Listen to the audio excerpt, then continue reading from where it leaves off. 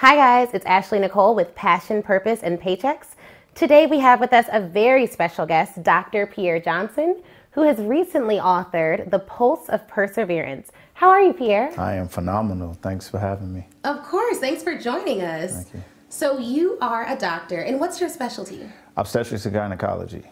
Yeah. Say that again slow for those in the back. OBGYN, obstetrics and gynecology. Okay. So, and I specialize in minimally invasive surgery. Wonderful. And can you give us an example of that just so we're all on the same page? So real quick, I guess, women come in with these large fibroids. So fibroids is one big thing, and in the mind frame of most folks, it thinks it's a big surgery. It happens because that's what your grandmother, your mother, they had these large surgeries. Well, I take these small incisions and I use a Da Vinci robot, and I'm a robotic surgeon, and I do the same surgery just with small incisions. So you get back to work quicker, you get out of the hospital quicker recovery time. So it's just an innovative way of doing surgery. That is great. We were speaking earlier and you said that you've always known you wanted to be a gynecologist. Yes. And in your book, Pulse of Perseverance, you kind of talk about your childhood and what led to your current success. Yeah. What caused you to write the book? Well, when I was in high school and going into college, I always had this passion, and I said, as I went through the trials and tribulations of life, that I always wanted to be a testimony and give back to children that have went through things and thought that they couldn't overcome things. And in college, actually, it was a book called The Pact. And the Pact was about 3 African-American guys that met in college, and they made a pact to become doctors.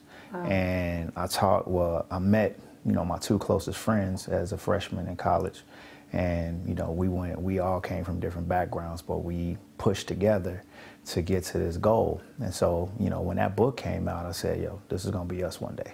Wow. And fast forward, when we became successful and overcame all of these obstacles and hurdles, and I told them, remember I told you we was gonna do this, and it was just like, they pushed it aside. At first I was like, no, seriously, we're gonna do this. So we pushed each other, and I pushed them to write, they pushed me to write. We didn't have any ghostwriter, we just wrote, and eventually came with a product. And so you're mentioning your co-authors. Why don't you tell us a little bit about them? Sure. What are their names, and also what do they do? Sure. So Dr. Maxim Madir, he is a board-certified cardiothoracic anesthesiologist. So okay. Walk us through what that means. What that means is so when you go into surgery, the people that put you to sleep are anesthesiologists. Okay. He's certified in very extensive surgery. So when they have large heart surgeries, he is the anesthesiologist that specializes in those cases. Though he does regular cases too, but he specializes in those. He's originally from New York, went to high school in Washington, D.C. My other friend, Dr. Joseph Simeon, he is originally from New Orleans. He is also a board-certified OBGYN, just like me. And he, and like myself, he is a minimally invasive surgeon as well, and he does very high-risk obstetrics and does very specialized things as well too. So, and then myself, I'm from the south side of Chicago, born and raised, and like I said, I'm a board-certified OBGYN as well. So we came together and really came with the idea and thought process to reinvent or to change the narrative of the young black male.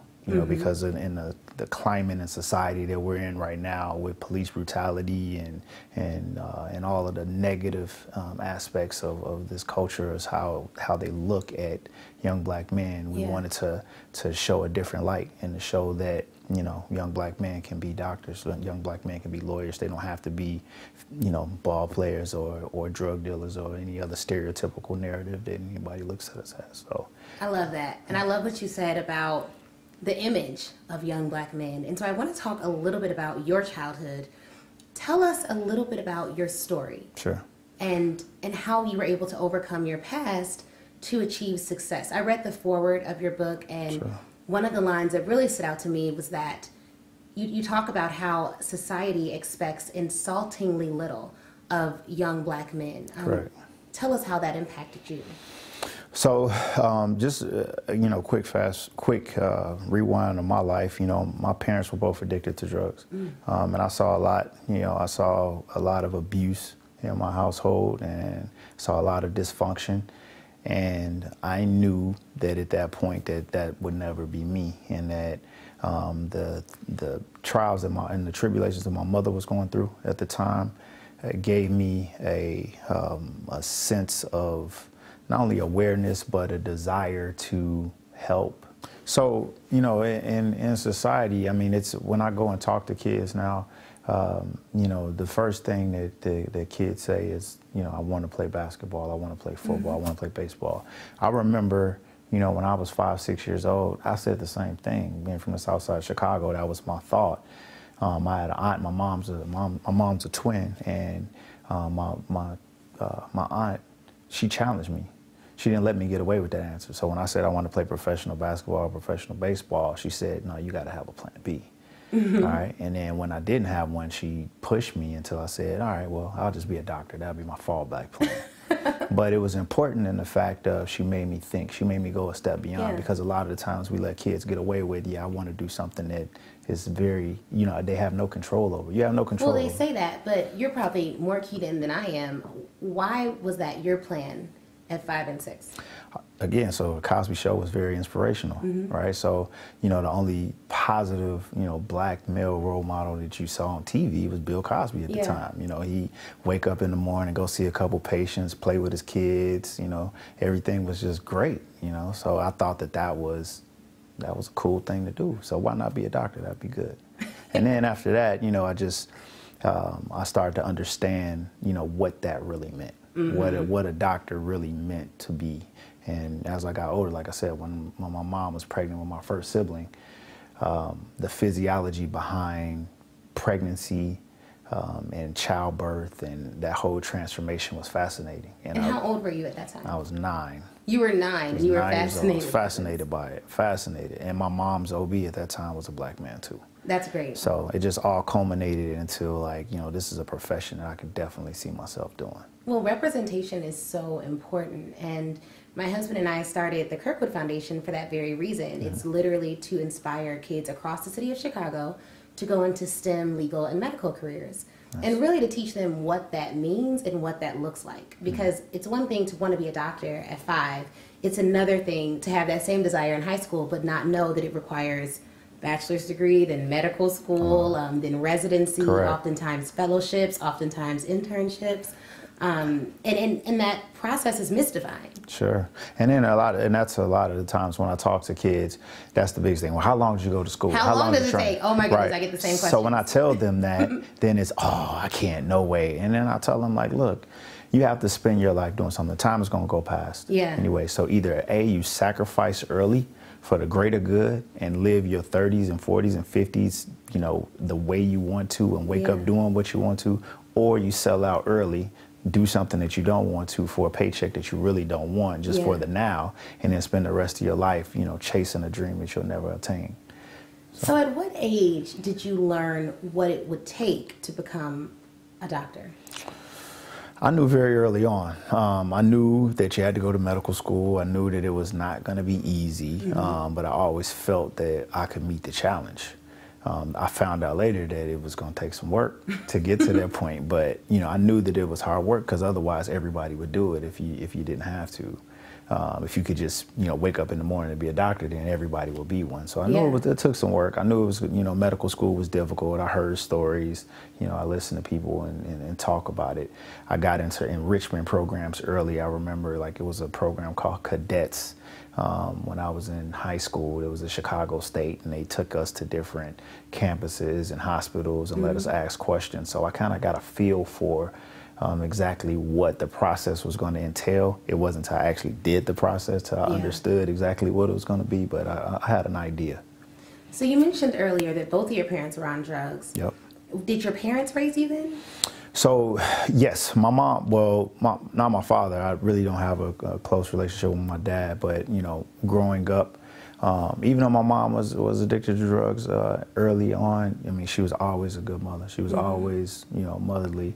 Around the age of 10, you know, it got pretty bad. So I went and moved with my aunt, her twin sister, for 4 years, which was a blessing too. Yeah. It had some structure in my life. I moved out to the suburbs in Glenwood, went to grammar school there, and then, you know, my mom got clean, turned her life around, moved back to Chicago for high school. And then from that point on, she was just an inspiration. I mean, she just completely changed her life around. You see my mother now and talk to her now, you would have no idea that she went through those things. But, you know, that was the process. You know, going through all of that stuff just kind of formed me into the person that I am. You know, if I never would have went through a lot of the things that I went through, I wouldn't be here and doing the things that I'm doing right now. So how does it look to come out of that situation? Were you a part of the process of taking care of your mom at one point and still going to school? Because I think a lot of people will hear, you know, our stories about overcoming challenges, but they won't know what exactly you had to do and what exactly you had to overcome in order to get here. Sure. So I was given nothing. I was given absolutely nothing. So when I went to school, I had to figure out. So I'm a barber as well. I started cutting hair when I was 14 years old. Oh, wow. Okay. So, you know, and fortunately enough, that did a lot. It helped put me through college. It helped pay bills. It helped me do a lot of stuff. It helped me take care of my mom, take care of my family. You know, it helped me be self-sufficient. So you know, when I went to college, there was no, you know, care packages and all. Yeah, I had one every now and then, but I had to figure out tuition. I had to figure that stuff out, you know. So having that sense of responsibility at a very early age was difficult. You know, you got to study, but you know, I'm up at 2, 3 o'clock in the morning cutting hair because I got bills to pay. Wow. You know? So you put yourself through college? Yeah. Did you also receive scholarships? I did. I had partial scholarships. It was a lot better back then. Like you had SEOG, Pell Grants, and those things. But I still was, you know, several $1,000s short at the end that I had to come up with. Wow. And so did you have really good grades in high school as well? I had good grades. The grades really didn't tell the story. I mean, it was just, you know, I didn't go to the greatest of high schools, but, you know, the grades were there. You know, standardized test taking wasn't there. Yeah. You know, preparation for school wasn't there. So tell me about that. What was your ACT score? My ACT score was highest I got was a 22. And now you're a medical doctor. Now I'm a medical doctor. I actually love that because I think that people will see a lower test score and feel like, oh, I can never. If I can't get a 30 on the ACT, how could I pass the MCAT? How could I do this? But here's the trick, though. So in my high school, I was the salutatorian with a 22. My best friend at the time got a 23. He was a valedictorian. Wow. So, you know, you look at it like, you know, you got these kids that, you know, are going up north to school. They averaging 28s, 29s, but that was the best we had. That's because that's what we were prepared to do. I never was taught how to take standardized test taking skill. That was just a tool that I learned and a skill that I learned over years and years. But I didn't know. I just went in there raw and just took it. Wow. You know, so, you know, they look at scores, and that was a lot that I talked about to administration, through medical school, through residency. It's like when you're comparing someone, you don't compare their backgrounds. They don't care. Yeah, exactly. You know, they don't care about what you don't know or what you weren't taught or I'm like, this is new to me. Yeah. Once you teach me how to do it, I'm fine. But if I don't know how to do it, you can't look at me negatively because I was never taught how to do that. Or compare me to somebody that's been doing that since they were 2 or 3 years old. Wow. But they do. Yeah, they do. That's essentially how they let you into college and graduate school. Correct. So you go on to Xavier University, and that's where you meet your 2 co-authors. Yep. And how do you all become close and decide to make a pact to become doctors? So long story short, like when I was struggling, like when I first went out, I mean, I didn't even know what a periodic table was going into college. I knew nothing. Wow. Right. So I just knew I wanted to be a doctor. And, you know, so that you can imagine those first few months were, oh my God, it was horrible. So how were your grades in college? So in the beginning, so I never got bad grades in college. Okay. So in the first, you know, semester grades. Yeah. So you start off in August. Yeah, you start off in August. By October, I'm getting D's and C's and everything, but those aren't official grades. So around that time, you know, my friend Dr. Max Madeir, we were in the same classes, so we got to talking, and it's just like, man, you know, what's going on? We need to figure this out. Mm-hmm. And so when we realized we had a lot more in common than we thought. Like, you know, he's from New York, I was from Chicago, so it's like a sports rivalry there. And then like we were just pretty much, we clicked from the jump. We just had a lot of the same thought processes, and we just start pushing each other. And then after about 2 or 3 weeks after we started, we met the other author, Dr. Joseph Simeon, in the library. He was just there, books sprawled out, you know, he's just kind of confused looking, and we just struck a conversation. And that whole day that we met, like that we came together, we didn't even really get studying done. We just kind of like clicked. And from there on, I mean, we just pushed each other every single day. If he didn't know it, that means we all didn't know it. Or if, you know, if you did bad, that means we did something wrong. Like, so we pushed each other and figured out our deficiencies. We realized that, you know, these tests were not because we didn't know the information, it's because we didn't know how to take tests. So when we go sit down and we start talking and start analyzing questions and breaking it down, and this is how you study. You don't just go and just do the same thing over and over. You need to ask questions and start to, you know, not just regurgitate, but understand the material. Learning how you learn. Learn how to learn. Once we start doing that, it just, the light bulbs start popping. And then we just start pushing each other to the right way, with having the skills to be able to study. And once we did that, it was just, you know, it was easy. That's where the magic was. Correct. So my grades, you know, I graduated 3.3. That, you know, I started off the first few months, I had D's and B's. By the end of that semester, I had a 3.2. Wow. You know, so I mean, it just stayed that way throughout college. That's great. And I like that you said that, because for me, similar, well, you had good grades in high school. I did not. But when I arrived to law school, I found 2 other individuals, one of my closest friends, Dewana, from law school, and then my other really close guy friend, Sunga, and we all became study partners. And we literally decided we're all going to graduate and work at the largest law firms. We all started at one law school together. We also all decided we were going to transfer out of that law school and go to a top-tier law school. And then we were all going to graduate with honors. And we just supported each other. And inevitably, all 3 of us transferred out to top-tier law schools, work in large law firms, 3 different firms. And we also studied for the bar together, and all 3 of us passed the bar the first time. That's awesome. But it was like figuring it all out. Whenever I got any knowledge, it was like, hey, I just figured this out. One of our friends, Sunga, well, maybe I shouldn't have said his name, but one of my friends would actually go to like other people's study groups and be like, gee, this is what they doing over there. Okay, so we got to switch this around. Like, he was like our secret agent. He was like, he would go to these groups like, oh yeah, I really want to learn. He'd be like, no, y'all, they gave us the wrong information. This is how we need to do it. Like, we would just all figure everything out together. And even now, we're still in a text group. We're like, oh, so hard being in this field. And they're like, okay, great. We're doing lunch next week. Like, we need to figure out how to make it out here. And see, and that's the thing. Like, that's why my story, like when we talked about trials and tribulations, it didn't stop there. So I went from an HBCU to the only black kid in my medical school class. So I didn't have that. So I went from a support system where I got somebody pushing me. If I missed something, they got the notes, they got my back. Did all of you go to medical school together? No. Oh, wow. So Maxim, he went to Howard. Okay. So he had a support system. He had nothing but support. Yeah. He had study groups, he had everything. Joseph, he went to Caribbean Medical School. Okay. Oh, wow. But with them, he had nothing but support. Me, it was like a man on the island.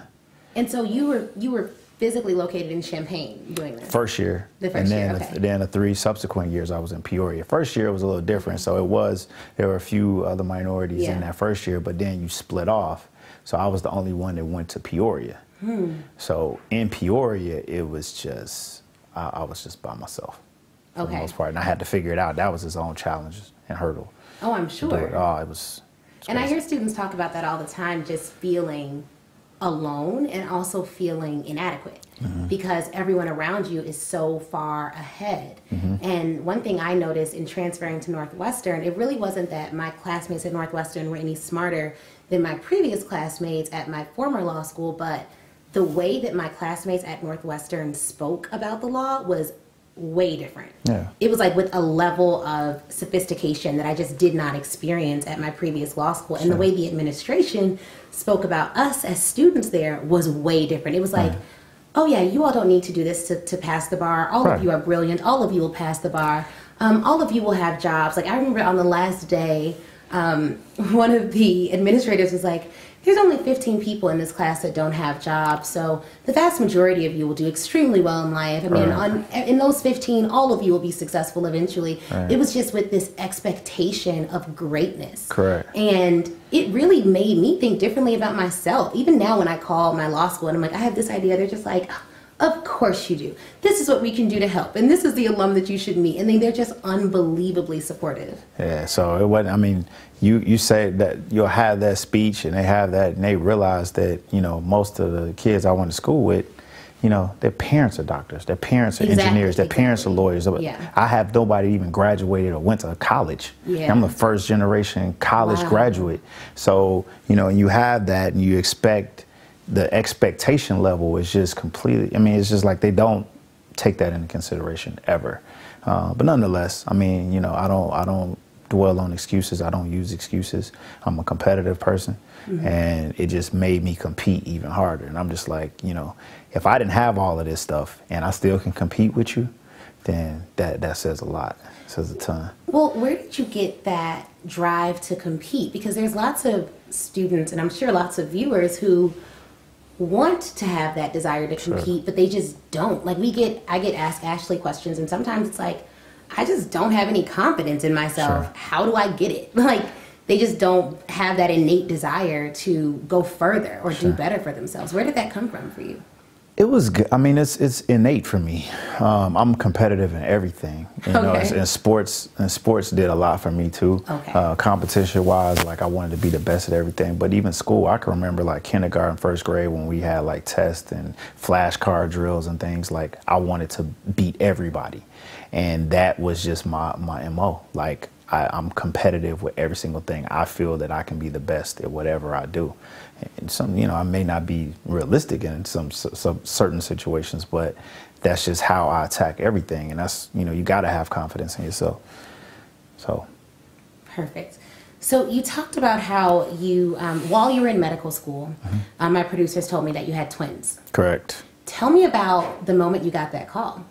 That the pregnancy or that I was having twins? The pregnancy. Pregnancy, I knew that was coming. I had that feeling, but the moment that I knew that I was going to have twins, we were in the sonographer's room, and you know, the lady, you know, I'm just thinking, I'm like, okay, in my mind, I'm like, okay, I can take this one kid deal. It's not a big thing. I can, you know, start planning for this. Won't be that bad. And then the sonographer just looks up and says, oh, you always trying to keep me in here all day. I said, what? And she just, she was like, oh, you know, it's two babies in here. Turn the screen around and there's two little kids floating in there. I almost fell out of my chair. I was like, oh my God, it's unbelievable. Called my mother, and cause my mom's a twin too. And it was just like surreal. And then from there, you know, it was, I mean, it's just so many little notches in the thing, because my son had a congenital heart defect that they detected very early on. So that was a stressful situation. He ended up having surgery like 6 months after. And this is all while you're in medical school? All while I'm in medical school. So when you find out about your son's, it's heart defect? Yeah, he had tetralogy of Fallot. When you found out about that, how were you able to juggle caring for your son, being there for your family, and the mother of your children with medical school? I'm still trying to figure it out.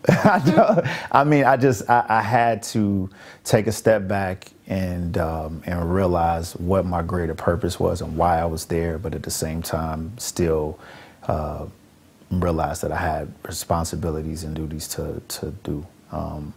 That's just the type of person I am. If somebody comes to me with a problem, just as of right now, I can have a million things to do. If you put another thing on my plate, I just add it in there and I figure it out.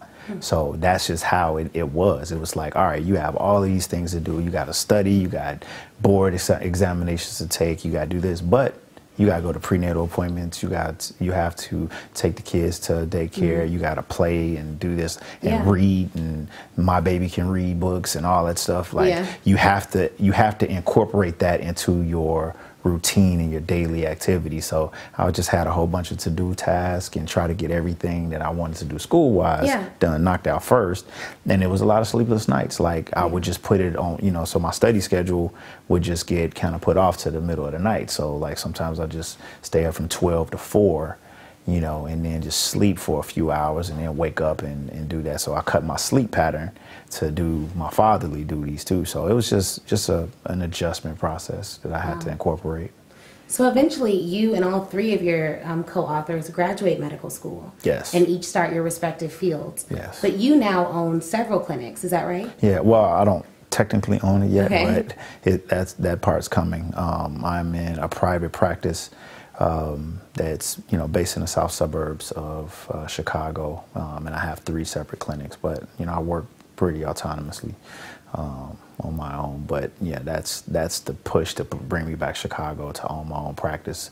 That was my drive as a kid. That was my passion. I did not like the healthcare that my mom was receiving. You know, going into free clinics and having to wait for hours and hours and talk to, you know, foreign doctors that did not understand what we were trying to tell them. No, I did not like that.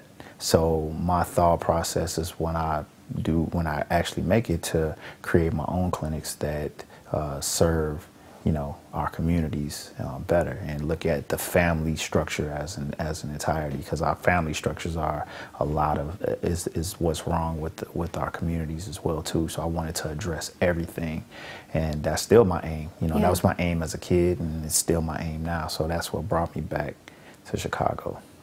And so tell me about the book. In reading the book, what can people expect? And if you don't mind, let me know in which chapter you were the most vulnerable and give me that story. Got it. So, and I don't want to boast or brag, but I think this book is going to be just like groundbreaking, because it has something in it for everyone. You know, I'm from the South Side of Chicago and have went through all of my trials and tribulations, but everybody doesn't have that story. Right. So, you know, Maxim, you know, his parents were married, went through a divorce. And he talks about all of the things that a kid goes through, going through that too, and the change. And he's Haitian, so as you know, a Haitian child going through all of the things that he had to go through as well too. So there's that aspect. Joseph, his parents were married, but he was on the streets of New Orleans doing things, you know, drug dealing and a lot of other different things that, though he had a family structure, he was moving outside of what was expected of him, and he had to overcome. You know, he saw one of his family members get murdered very early on, and it changed his life. So this book just has just a conglomerate of issues, stories, and it just talks about how you can overcome pretty much anything that life throws at you to achieve a common goal. So no matter if you're a 40 or 50-year-old man and maybe want to, you know, change his life to do something else or have a complete career goal switch, or that kid that does not see anybody of prominence doing what they want to do, it has, you know, inspiration for all to be able to achieve that. For me, I guess the light, you know, to answer, you asked about the light or the changing moment in my pathway. I would say the very first thing was during my freshman year at Xavier. I was doing very poorly. I did not know, you know, how to fix it. You know, I knew what I wanted to do, but you know, you can't be failing your pre-med curriculum and become a doctor. It's just not it. You know, so at that time, I just started to go to my professors and say, look, I need help, I need this. And Xavier just had a community of, like, if you want the help, if you want to do this, they will figure it out of how you can succeed, which I'm so very thankful for. And I utilized what they offered. So I was able to go, you know, get tutoring and start to understand how to study and how to take tests. And I remember in my biology class that freshman year, I had a D. I had a D at around the midterm points, and I went to my professor at the time, and I asked him, like, look, I need to get a B out of this course. I need to know what I need to do to study, to figure it out, how to do it. He just looked at me and said, you know, son, there's never been anybody that had a D in my course in midterms and got an A or B out of this class. It's just not going to happen. So when I did it, I went back to him and was like, now you got one. Yeah. That was like a moment for me. It was like, yo, I can do this. You can do it. I got this. Like, I just believe in yourself, through everything else. You always believe in yourself. Don't let these hurdles and things happen. Like, God brought you here for a reason. It's going to happen. So just as long as you continue to be faithful and to be confident in what you're doing, know that even bad situations, they'll turn around. And I had many stumbles along the way, but I just kind of looked at myself introspectively and realized that if I just work and figure out what I'm doing wrong and correct it, that I could overcome anything. That's great advice. And I think that everyone watching can learn a lot from that advice. I know that you currently are paying it forward and speaking to high school students and youth across Chicago. Mm-hmm. What advice do you give them? Someone in high school or even younger who wants to become a doctor, but who really is in a tough community and in a situation that they don't quite know how to get out of. What do you tell them? I tell them that nobody can dictate your future but yourself. Mm-hmm. I don't care where you come from. I don't care what you have going on at home. I don't care what your mom does, your dad does, your siblings do. There's nothing that anyone can do to dictate your inner purpose and desire and your will. Nobody can do that. And the same way for me, it was just like, they would tell me what I can't do and what I didn't know. They couldn't see my heart, couldn't see my soul, and couldn't understand what my passion and drive was. So I told them, if you really want to do something and you really have that passion, you're gonna do it. Yeah. Like it's nothing that can stop you, because the difference from being an athlete or something, you can tear your ACL, you can get hurt, you can go to a school that just doesn't get the exposure. Everything has to align itself perfectly for you to make it. Whereas nobody can control your mind. There's nothing that can control that. So if you apply yourself and do the things that you're supposed to do, and instead of going out, you study, and instead of getting discouraged when you get a bad grade, figure out why and overcome that and start doing better. If you do those things and you keep going over hurdle, eventually you'll get to that point and you'll achieve that goal. So a lot of them don't see that, but that's just the truth. This is the only thing, or success, being a professional is the only thing that you can actually control. So if you can control it, it's on you. Yeah. It's on you. It's not on anybody else. It's completely on you. And that's what I tell them. And I tell them that another big advice that I do give them is that you can sacrifice now. Your life is going to go past. Time will pass over time, and either A, you can look at it as, I need to sacrifice to get to the greater goal and get to a point where I don't have to answer to anybody. I can make my own schedule. I wake up in the morning and it's not work because I'm happy doing what I'm doing. I'm making the money I want to make. I'm fulfilling the destiny and promise I want to, but that takes sacrifice. Right. And you have to not look at the sacrifice as a death sentence. You have to look at the sacrifice as a means to a common goal. Or you sell out and you work a regular job, you make money, you do, the things that you want to do temporarily, but then you look up when you're 30s and 40s, you're chasing other things. You're not fulfilled. You're not happy waking up, doing what you do. You're miserable. Your kids aren't happy. Nobody's happy because you got to work a 9 to 5 that you don't like. That's what happens when you sell out. So when you have your dream, you have to keep that in mind, that you're sacrificing to a greater good and getting to a point where you're going to achieve ultimate happiness, and generations behind you, your kids and your kids' kids, will be happy as well, and they will benefit from the sacrifice that you made from the 5 to 10 years that you had to make it. That's what I tell them. So let our viewers know where they can find information about the book, Pulse of Perseverance. Yes. And also where they can connect with you and your co-authors. Perfect. So our website is www.thepulseofp3.com, P-U-L-S-E, P3.com. And the Instagram and the Twitter are Pulse of P3. The Facebook is the original Pulse of P3. It is called Pulse of Perseverance. And like I said, it's chronicling the lives of 3 young, successful Black men that overcome the obstacles to become physicians. We can be reached on our Gmail account at pulseofp3@gmail.com.